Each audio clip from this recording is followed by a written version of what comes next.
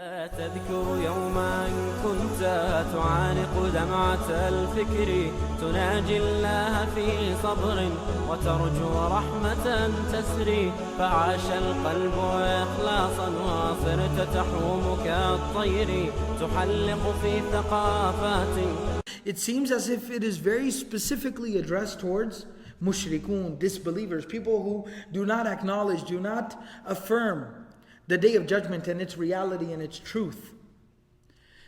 I was asked this question, and this is a common question, that how does this relate to us? So if we are Muslims, and we are reading this and listening to this, and we believe in this, how does this relate to us? Is this only about them? Or is there a reminder for us in this as well? Ibn Abbas radiallahu anhuma, he actually addresses this concern, this issue.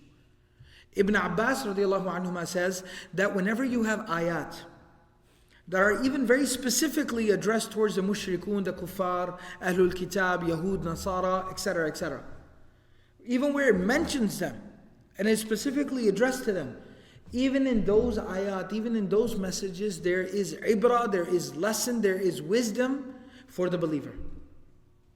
Because all of us, two things. All of us, to some extent, if not exactly or literally, then figuratively we all have some semblance of these issues in our lives. Like we really, literally do not do kufr or shirk, right? We literally do not worship an idol. But figuratively, do we prioritize things before Allah subhanahu wa ta'ala? We do. We don't literally do shirk.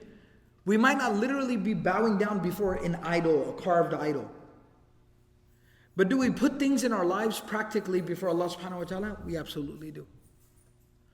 We consider things more important than prayer. Job is more important than prayer. Fun is more important than coming to the masjid. Money gets my priority before Allah. Figuratively, all of these issues, they exist in our life to some extent. And then the second thing is, it's also letting you know where the line is.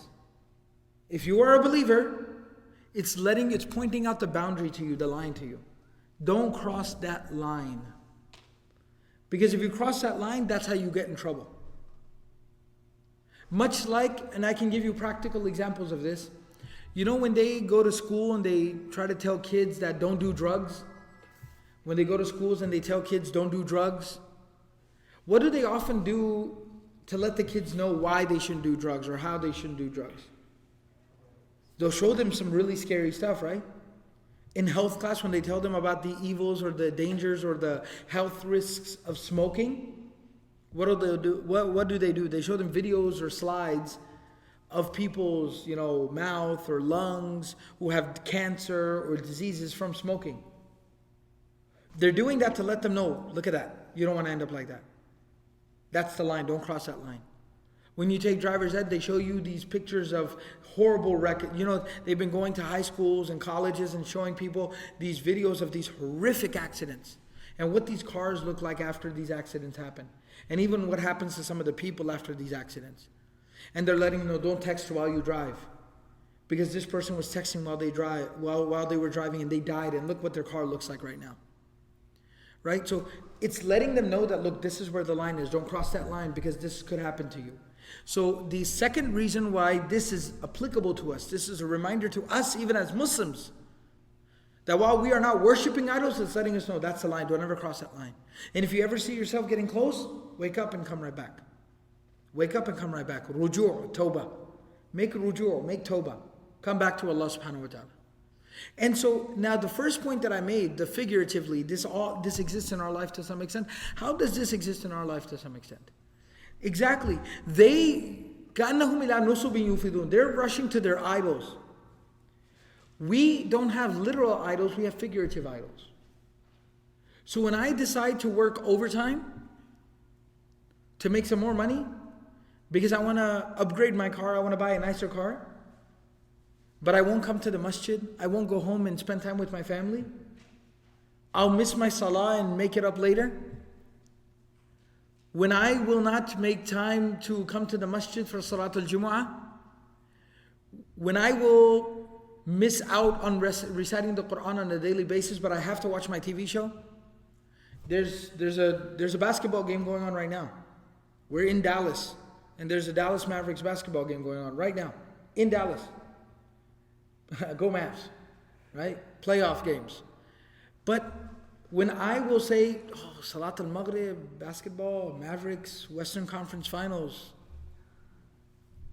Bismillah, it's okay. Ghafoor Rahim. I'll pray Maghrib with Isha.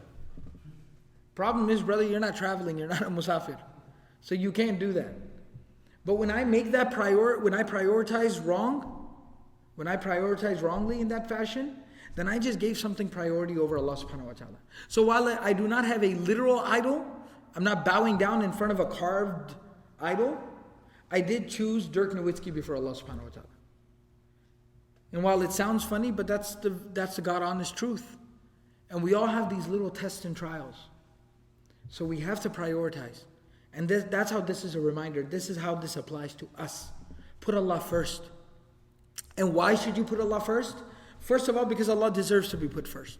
But secondly, the very powerful message in this surah is that if you need an incentive, you need a reason to put Allah first, then let that reason be the simple fact that you will die one day. And you will be put into the ground one day. يَخْرُجُونَ مِنَ الْأَجْدَاثِ سِرَاعًا. And then you will be risen out of that grave. You will be raised out of that grave on one day. And then you will have to stand before Allah subhanahu wa ta'ala, and you will be held accountable by Allah on that day.